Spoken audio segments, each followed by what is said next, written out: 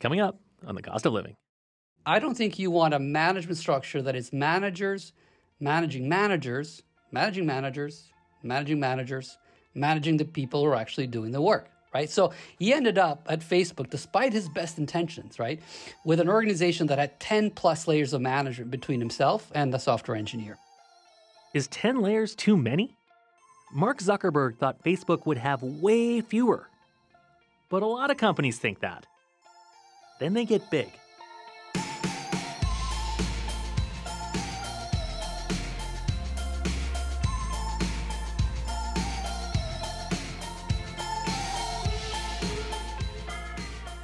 Hi, I'm Paul Havershood. Welcome to The Cost of Living.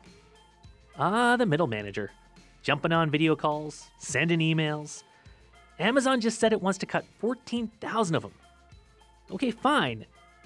But doesn't someone need to do whatever it is they were doing?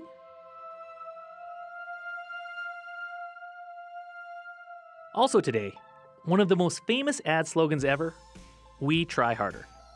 Well, that's great and all, Avis. But how about you and the other rental car companies try harder to charge less than $70 a day for a Mitsubishi Mirage? Up first, when Airbnb came on the scene, it was part of the happy-go-lucky sharing economy, disrupting those pricey hotels. But now, are the vibes off?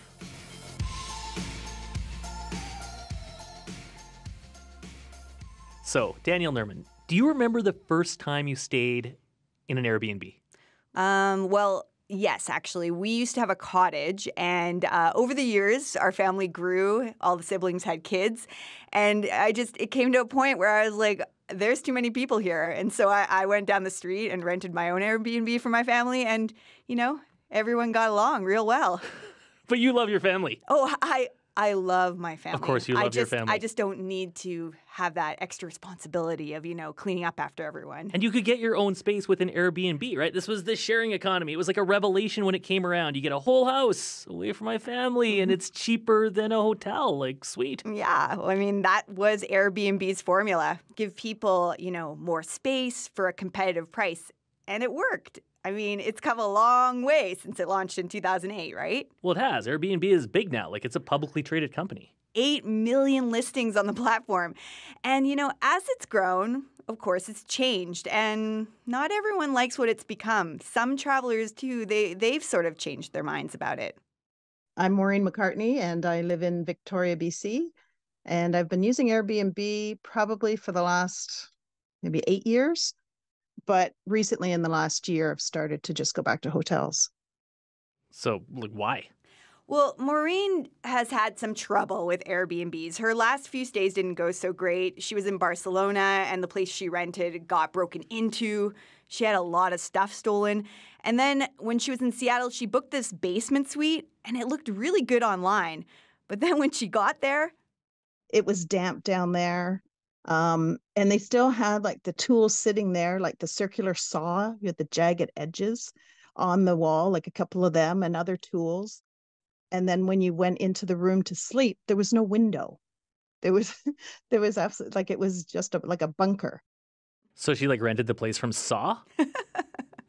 Pretty much. And, she's not the only one feeling this. If you search Airbnb on Reddit, you will find hundreds of threads, travelers complaining about all sorts of things, like hosts who cancel bookings at the last minute or charge $300 a night and don't have any cutlery in the kitchen.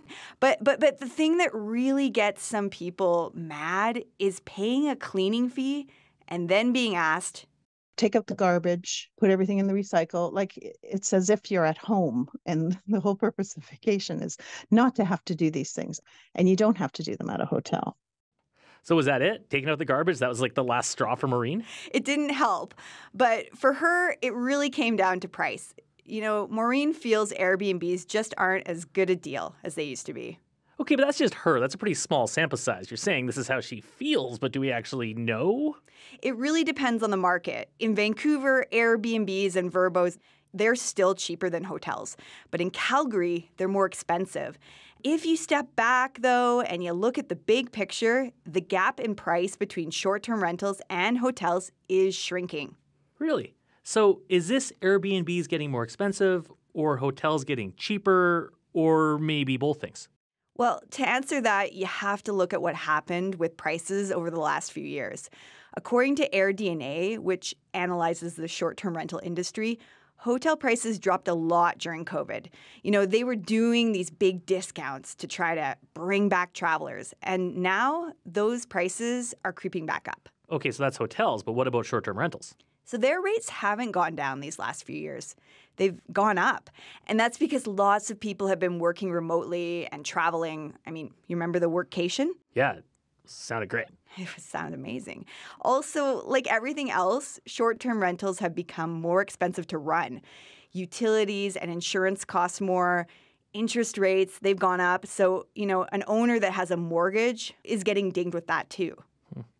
What about the crackdown on Airbnbs? We're seeing that in a lot of cities across the country, and I can't imagine that's helping. No. So hosts are paying more licensing fees and lodging taxes. In Canada, the average nightly rate for Airbnb and Vrbo listings is nearly 50% more expensive than it was 5 years ago. That is a huge jump. It is. But Makran Modi says we shouldn't be surprised rates are going up. He teaches hospitality marketing at Boston University. And he says Airbnb isn't just a disruptor anymore. It's big business.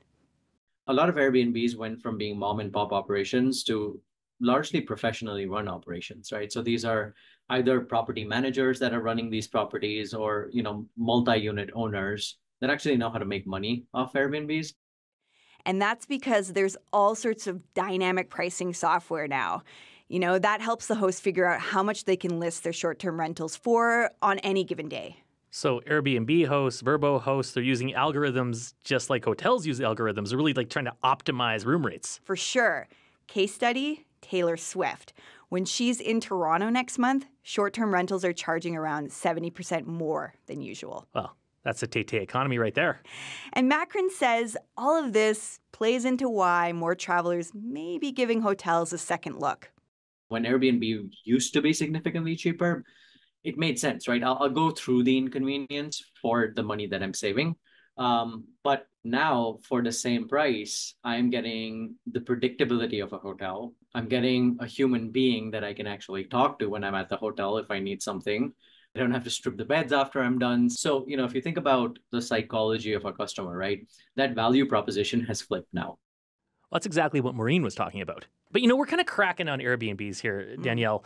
But part of the reason that people like them, that they were successful from the beginning and they're still around, is you can get a whole house, living room, bunch of bedrooms, a yard, a dock to hang out on. And for the longest time, hotels just didn't change. They were just about getting heads in beds, check in, check out. But Airbnb changed that. They forced hotels to become more competitive. So I think that when somebody lights a fire under your ass and you start to see this impacting your business, you are forced to innovate. And that's why more hotels are taking a page from Airbnb and imitating some of the stuff that made it cool. Like? Well, some are leaning into the idea of giving guests authentic experiences, like loaning out bikes so they can explore the city, or putting on concerts in the lobby, or a Saturday Night Fever dance party.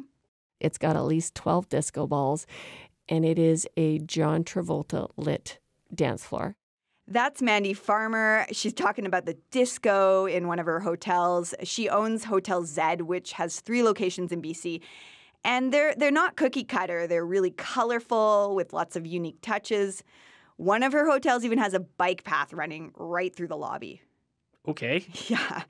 And, this idea that for Hotel Z, Mandy got it when she was traveling a lot for work.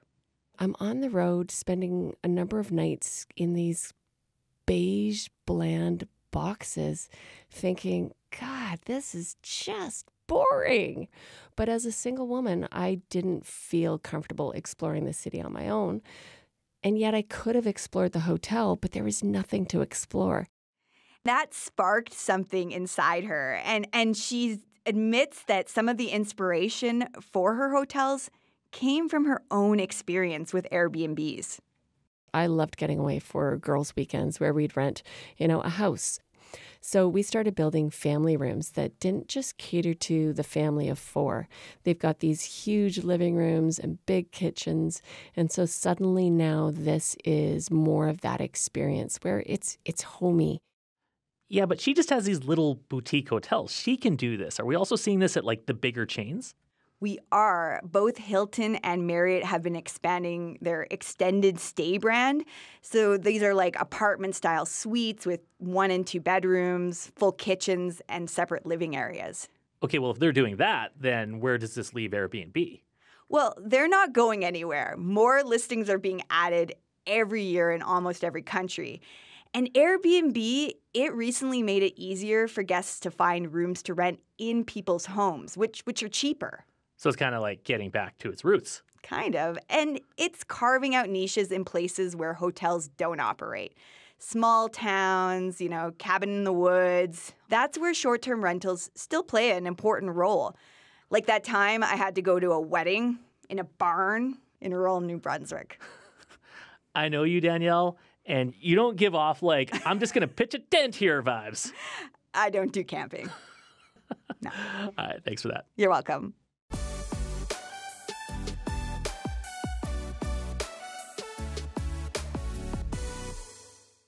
On your radio and by podcast, this is The Cost of Living.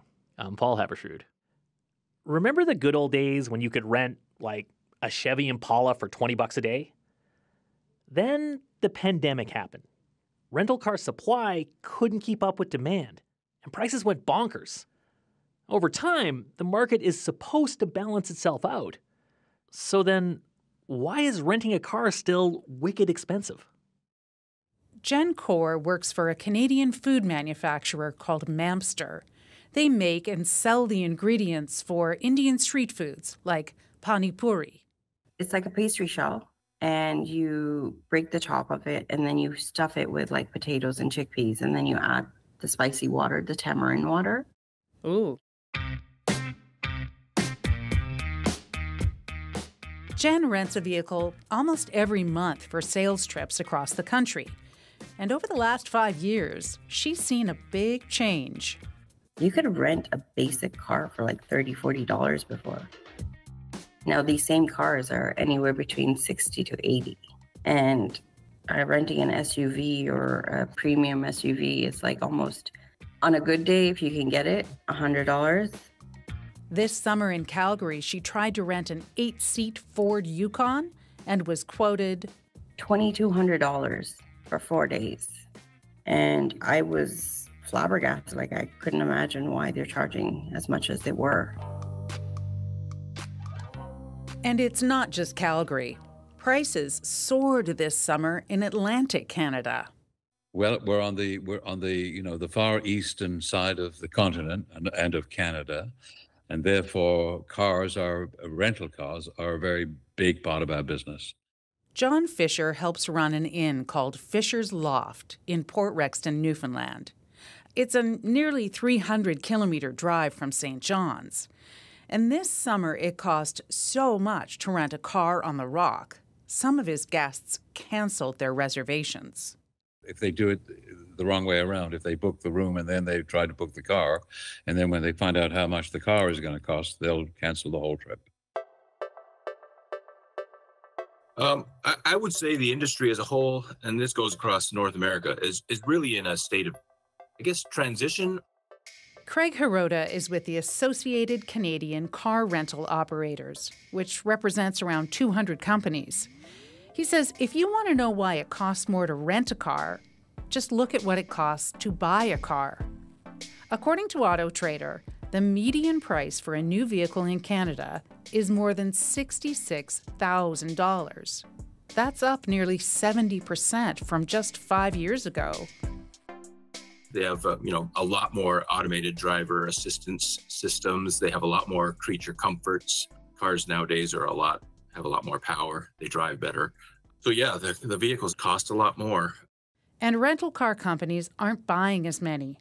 Before the pandemic, companies like Budget or Enterprise would have lots of cars in stock. These days, they're exercising a higher level of fleet discipline, trying to keep their fleet inside of demand. which is just another way of saying they don't want to have more cars than customers. Tighter supply means higher prices. And there's something else squeezing that supply. All those fancy cars we're driving now, they take longer to fix.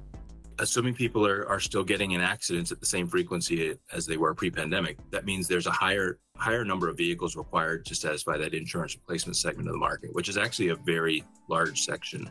It's about 40% of the market. But there is some good news. The cost to rent a car changes with the seasons.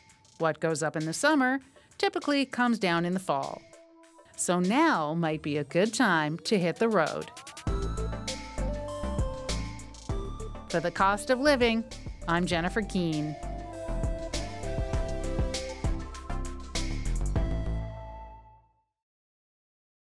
This is The Cost of Living. I'm Paul Haberstrood. What does the term middle manager bring to mind for you? Maybe it's this. Yeah. If you could just go ahead and make sure you do that from now on, that would be great. And I'll go ahead and make sure you get another copy of that memo. Okay? Yeah, no, I have the memo. I've got it. Yeah, Office Space didn't help the case for middle managers. And now they're under fire from a new direction. Amazon wants to cut up to 14,000 manager jobs by early next year. Now, presumably, all those people spend 8 hours a day doing something. So what does it say about middle managers in general? That those jobs can just go poof. Michaela Zanini is the co-founder of the consulting firm The Management Lab and co-author of the book Humanocracy. Hello. Hi, Paul. Thanks for having me. Well, thanks for being here. So, Michaela, let's start with Amazon. It could cut 14,000 jobs. It's going after middle managers. Do you think when people heard about that, they kind of went, oh, well, middle managers, I get it. Yeah, I mean, that is the general, rap, right? That middle managers, are often kind of surplus to requirements. That their role is to pass information and orders up and down the hierarchy, and that's what they do. And often, that as organizations grow, they just add those layers of middle managers until they reach a level that is so unproductive that at the first sign of flagging performance, a company says, well, let's cut those, right? Let's cut those layers. They're just not that important to driving performance. Well, you say that's the rap, that middle managers are there just pushing paper up and down. Is that fair?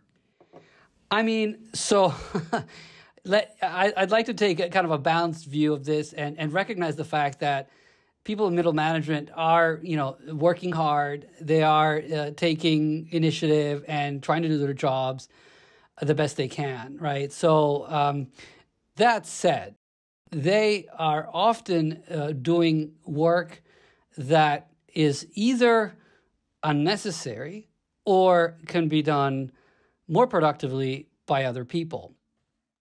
Okay, well, if we look at something like Amazon, how does a company get rid of that many people and then not miss what they were doing? Yeah, so let me give you an example. One of the companies that I've done a lot of research on is called Haier. They're actually the largest appliance maker in the world, and they operate with about 80,000 people around the world. In China, they have about 60,000 people.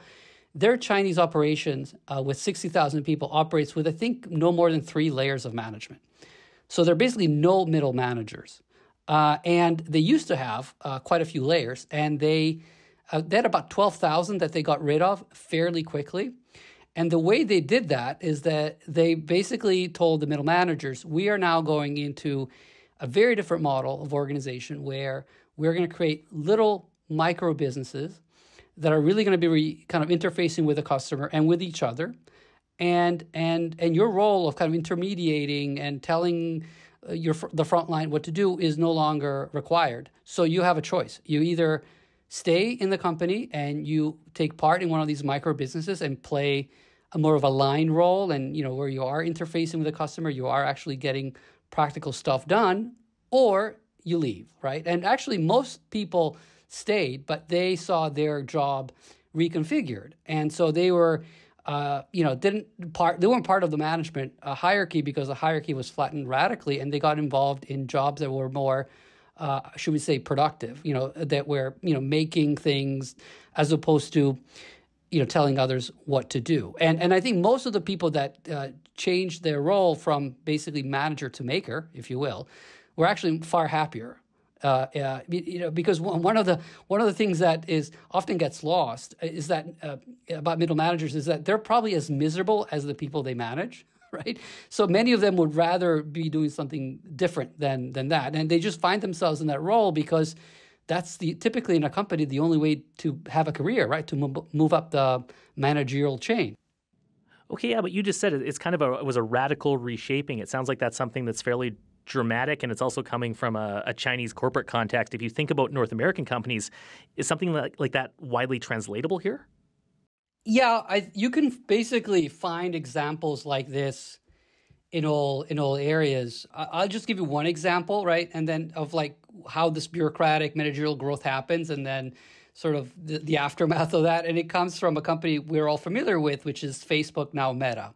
So it's interesting. If you go back in time to 2011, Mark Zuckerberg wrote the following. He wrote, one of my big theories is that as companies grow, they slow down, and I've created a culture at Facebook where, we can operate at large scale as if we only had 500 people, which I think is what kind of the headcount they had at the time, right? And we're going to build a culture that tells people to take risks and try things out. So fast forward to 2023, and he said the following: I don't think you want a management structure that is managers managing managers, managing managers, managing managers, managing the people who are actually doing the work, right? So he ended up at Facebook, despite his best intentions, right, with an organization that had 10 plus layers of management between himself and the software engineer, right? So that's kind of crazy, and he recognized it. And, they went on a flattening diet the way Amazon is going through right now. He declared, I think last year, to be the year of efficiency, right? And that's what typically happens. Okay, so you mentioned Mark Zuckerberg and Facebook. Amazon is now going through this flattening. Both these companies think hard about what like Harvard Business School types think about is the best way to build a company. I mean, Zuckerberg obviously went to Harvard himself. How does a Facebook or an Amazon or any company end up with this many layers of management when they expressly kind of don't want to? It is the kind of typical outcome, right? And I think there are several reasons why that happens, and I think it's a function of both like size, so as a company grows, and also time as a company becomes older, right? So in a typical organization that is hierarchical, like and bureaucratic, your power and your salary are kind of the products of your headcount and your budget, right? Because bigger titles mean bigger pay, you have high-level jobs that proliferate, right? And layers get added as you add more people, right? Because there's this presumption that there are only so many people that a manager can supervise. So, if you add more people, you add more managers. And so, and as layers get added, the ratio of managers to frontline employees becomes bigger. The other thing that often happens is that, managers have to either determine or comply with rules and regulations that are often issued internally by, functions like HR and finance and so on. And these rules and mandates typically never kind of have a sunset clause. They never get repealed. So you add more rules, you add more process, then you need more managers to manage all those processes and rules and make sure that everybody is sticking to them, right, and adhering to them and so on. So, as you can see, like this stuff happening at a place like Facebook and a place like Amazon. And as you say, these are companies that are not managed naively, right? They have access to the best minds, but in general, if you start with the presumption that you need managers to manage, then this is what will happen, right, over time. It's almost inevitable. Well, can I ask if there's a defense of middle managers here? Like, is there something people should know about what a middle manager does and why that's valuable? So I think the Steelman kind of case for middle management is that they do provide some connection between the sort of the top of the organization and the front line. It's not like they're completely useless and they shouldn't exist. There are people who are managing, for instance, a plant or managing a particular department, such as the melt shop. So those managers are less focused on telling people what to do and rather supporting the front line and making sure that the teams that are doing the work have the right skills, have the right support. They can maybe coordinate across different departments. So those functions still exist, but there are very much enabling functions as opposed to controlling functions. So to me, like middle management, if it's reconceived in that direction where it's less about controlling and directing and more about enabling and supporting, then it's absolutely useful.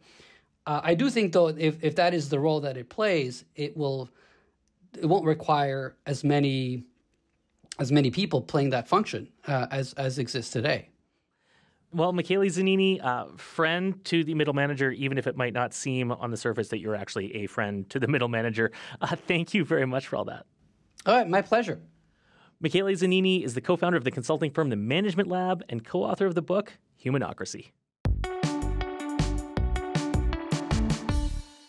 On last week's show, we talked about mini retirements, taking 6 months or a year off work in your 30s, 40s, or 50s, then getting back to the grind.